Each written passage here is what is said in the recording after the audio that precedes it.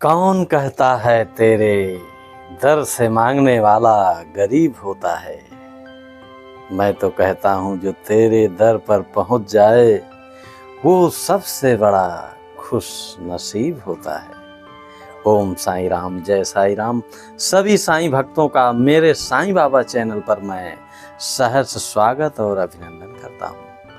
तो दोस्तों, साईं बाबा के भक्तों के क्रम में आज हम फिर एक ऐसे भक्त को लाए हैं जिनकी जीवनी कुछ कहूँगा, और जो आज हम सब बाबा के स्थान पर जाते हैं तो उन्हीं के द्वारा वो निर्माण कराया हुआ समाधि मंदिर है और बड़े प्यार से उनका नाम लिया जाता है, जो कि बूटी बाड़ा के नाम से जाना जाता है। और गोपाल राव मुकुंद उर्फ बापू साहब बूटी नाम है उनका। और बाबा के वो इतने अंतरंग और करीब भक्तों में हैं जिनको शायद मैं बयां नहीं कर सकता। बूटी जी को भी धूमल साहब शिरडी लाए थे और फिर इसके बाद वो बाबा के इतने करीब पहुंच गए कि शायद बाबा के पास से वो जाना उचित ही नहीं समझे। और साईं का इतना प्यार था उनको, साईं उनको बुटैया नाम से बुलाया करते थे। बूटी साहब वहाँ पर रह करके बाबा के सानिध्य को पाते हुए इतने काम किए। बाबा के लिए वो एक तरीके से उनका दीवानापन शायद किसी भक्त में देखने को मिलता है।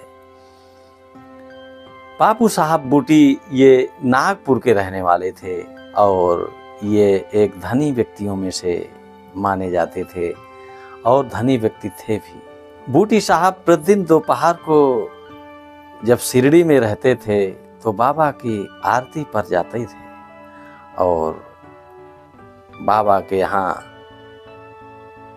रहने के लिए वो एक भवन निर्माण के लिए जमीन का भी खोजबीन चालू कर दिया था, जिससे कि उनको बाबा के सानिध्य पर रह करके और बाबा के कृपा के पात्र वो बने रहें, इसलिए हमेशा वो बाबा के करीब रहना चाहते थे।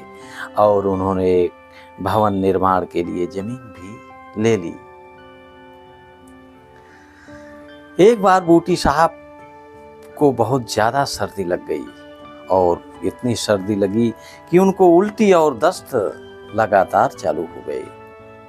और जब वो इतने कमज़ोर हो गए, इतने दिक्कत में आ गए कि शारीरिक रूप से अक्षम हो गए और बूटी साहब बाबा के मंदिर पर, बाबा के द्वारका माई में जा नहीं पा रहे थे, इतने कमज़ोर हो गए।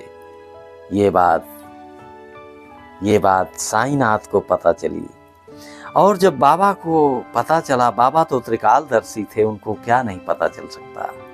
लेकिन बाबा को जब ये पता चला तो उन्होंने बूटी जी को, यानी बापू साहब बूटी को बुलवा भेजा और बुलवा करके उनको अपने सामने बैठाल करके बूटी साहब की तरफ उंगली करते हुए कहा कि अब तुम्हें दस्त नहीं जाना,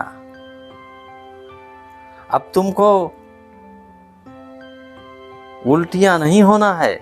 लेकिन बाबा पर भरोसा उनको अटूट था और बाबा को जानते थे कि उनकी बात पत्थर की लकीर होती है।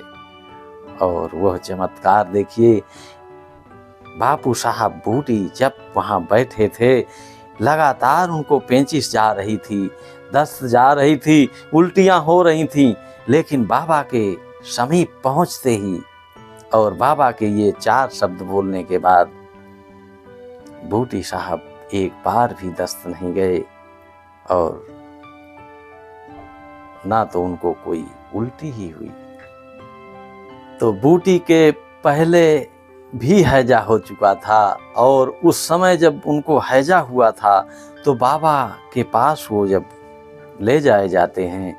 तो जब हैजे में बाबा ने उनको दूध के साथ बादाम और पिस्ता घोल करके पीस करके उसी में पका करके पिलाने के लिए बताया,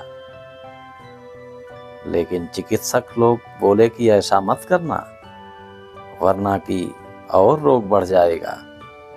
लेकिन बाबा तो बाबा थे, साईनाथ तो उनकी महिमा अपरंपार थी। उन्होंने बूटी साहब को पिस्ता और बादाम का दूध पिलाया और बूटी साहब इसके बाद देखते हैं कि उनका रोग समूल नष्ट हो गया और फिर बूटी साहब स्वस्थ नजर आने लगे। बूटी साहब को एक ज्योतिषी चार जो थे नाना डेंगले, उन्होंने कहा कि आज तुम्हारा दिन अच्छा नहीं है और आज संभल करके रहिएगा, क्योंकि आज तुम्हारे लिए जीवन के लिए सबसे महत्वपूर्ण दिन है। अब बूटी साहब को ये बात सुनते ही इतना हतप्रभ हो गए और इतना बेचैन होने लगे कि आखिरकार मेरा क्या समय नजदीक आ रहा है। वह पूरे दिन बेचैनी से अपना दिन काटने के लिए बेचैन थे, कैसे मेरा दिन पूरा हो, और वो पल पल सशंकित बने हुए थे। अब इस बात को लेकर के बूटी साहब अपने मित्र के साथ जब बाबा के पास मस्जिद पहुंचते हैं तो बाबा खुद म खुद बोले। साईं ने बूटी से पूछा, क्या कह रहे थे ये नाना डेंगले, क्या कह रहे थे कि आज संभल के रहना, आज तुम्हारा अंतिम दिन है, आज तुमको मर जाओगे। बता दो डेंगले से कि देखते हैं हमारा काल कैसे आता है और हमको कैसे ले जाता है, हम तो नहीं डरने वाले। और देखिए बाबा ने वो बात वहां पर हुई और बाबा को सब पता चल गया।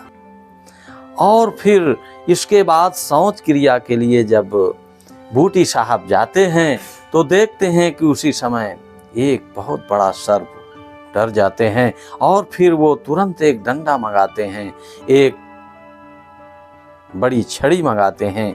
उस छड़ी के पहुंचने के पहले ही वो सर्प वहां से भाग जाता है। एक दिन एक बार बापू साहब बूटी और सामा देशमुख पांडे बूटी साहब के साथ ही दीक्षित बाड़ा पे ऊपर लेटे हुए थे और उन्होंने एक स्वप्न देखा बूटी साहब ने कि जो है बाबा ने स्वप्न दिया कि एक भवन निर्माण और एक मंदिर का निर्माण करवाइए। और इसके बाद वो निद्रा से जग जाते हैं, उस स्वप्न को विचार करते रहते हैं कि आखिर ये बाबा का स्वप्न है। और थोड़ा ही समय के अंतराल पे देखते हैं कि सामा रोते हुए नजर आते हैं और इसका कारण जब पूछते हैं कि आप क्यों रो रहे हैं सामा, तो बोले बाबा का एक स्वप्न आया, बाबा ने कहा कि वे एक भवन निर्माण कराओ और उसमें एक मंदिर का भी निर्माण हो। यह बात उन्होंने आपस में विचार विमर्श किया और भवन निर्माण के लिए वो कटिबद्ध हो गए और भवन निर्माण और मंदिर निर्माण के लिए वो वचनबद्ध हो गए। और इस बात को लेकर के दोनों लोग काका साहब दीक्षित के पास जाते हैं कि काका साहब दीक्षित से भी परामर्श ले लिया जाए। जो मजनून उन्होंने बनाया उस मजनून के तहत काका साहब दीक्षित ने हाँ कर दिया। और फिर देखिए तीनों लोग जाते हैं बाबा के साथ, बाबा के पास सुबह और कहते हैं कि सामा और बूटी, बापू साहब बूटी ने एक सपना देखा है और सपना इस तरीके से है जो उन्होंने सपने में देखा था कि बाबा ने कहा है कि एक मंदिर और एक बाड़ा बनवाइए। तो बाबा ने सहज स्वीकार करते हुए कहा, हाँ बनवाइए बनवाइए।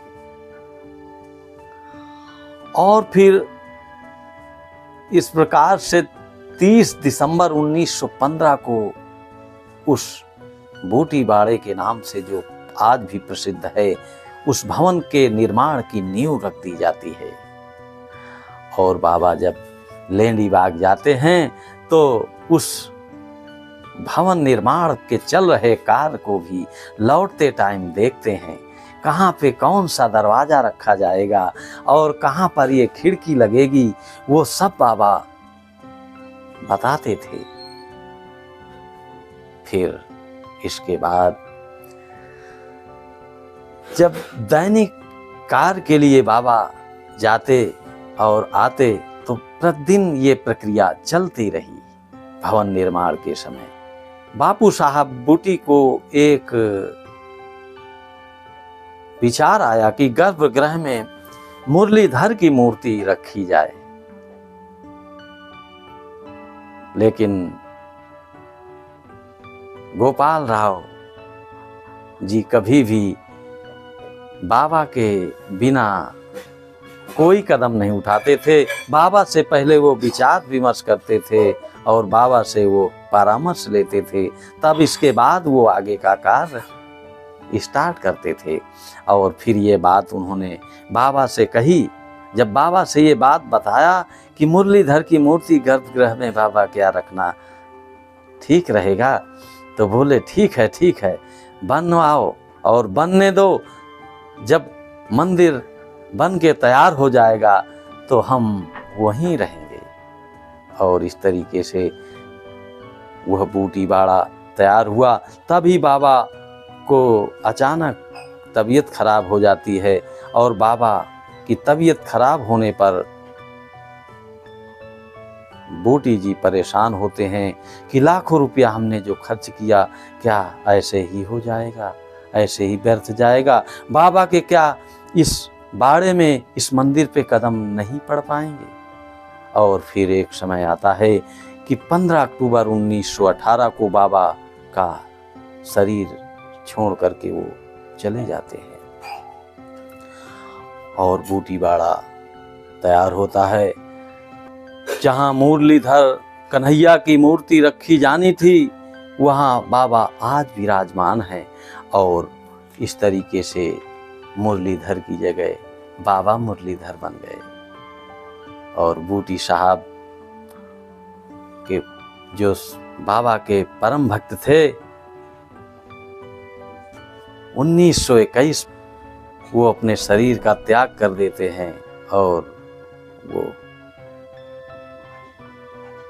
हम सबके बीच से विदा ले लेते हैं। तो बाबा के इस परम भक्त के विषय में हमने आपको बताया, जो आज मंदिर बाबा का है और बाबा के यहाँ लाखों लोग दर्शन के लिए आज भी उस समाधि मंदिर पर जाते हैं। जो पत्थर की बूटी बाड़ा बना, वह मंदिर बूटी साहब का बनवाया हुआ है और आज हम सब लोग वहाँ पहुँचते हैं। इस तरीके से इन भक्तों को मैं सादर प्रणाम करता हूँ। बाबा को याद करते हुए अब हम यहीं से विराम लेते हैं। तो इन भक्त की कथा, इन भक्त के बारे में आपको कैसा लगा, आप ज़रूर कमेंट बॉक्स में दें। और यदि आपको बूटी साहब के बारे में ये जानकारी अच्छी लगी हो तो आप हमारे चैनल को सब्सक्राइब करें। ओम साईं राम।